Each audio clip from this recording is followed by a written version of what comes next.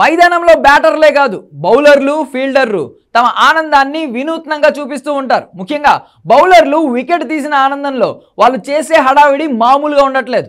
Under-19 Asia కప్లో ఓ bowler wicket తీసిన ఆనందంలో షూతో ఫోన్ మాట్లాడుతున్నట్లుగా తన ఆనందాన్ని సెలబ్రేట్ చేసుకున్నాడు. తన అత్యుత్సాహంతో గాయపడ్డాడు. ఆసియా కప్లో భాగంగా నేపాల్ బంగ్లాదేశ్ మధ్య జరిగిన మ్యాచ్లో ఓ బౌలర్కు సంబంధించిన వీడియో నెట్టింట వైరల్గా మారింది. వికెట్ తీసిన ఆనందంలో నేపాలీ బౌలర్ యువరాజ్ ఖత్రీ ప్రత్యేకంగా తన ఆనందాన్ని వ్యక్తం చేశాడు. నిజానికి యువరాజ్ వరుసగా 2 వికెట్లు తీశాడు.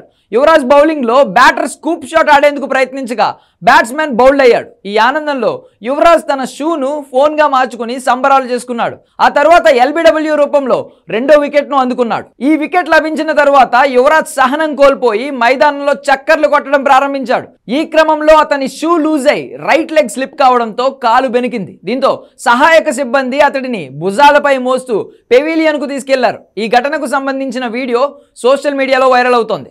యుఏఈలో జరుగుతున్న అండర్-19 ఆసియా కప్లో భారత్తో పాటు పాకిస్తాన్, ఆఫ్ఘనిస్తాన్, బంగ్లాదేశ్, నేపాల్ వంటి అనేక చిన్న జట్లు కూడా పాల్గొంటున్నాయి. దీంతో అండర్-19 ఏషియా కప్ ఉత్కంఠగా మారుతోంది. ఈ మ్యాచ్లో యువరాజ్ 4 వికెట్లు తీసినప్పటికీ అతని గాయం నేపాల్ క్రికెట్ అభిమానులను ఆందోళనకు గురిచేసింది. కాగా ఈ మ్యాచ్లో నేపాల్ 141 పరుగులు చేసింది. చేసింగ్లో బంగ్లాదేశ్ 28.4 ఓవర్లలో 5 వికెట్లు కోల్పోయి టార్గెట్ను అందుకుంది.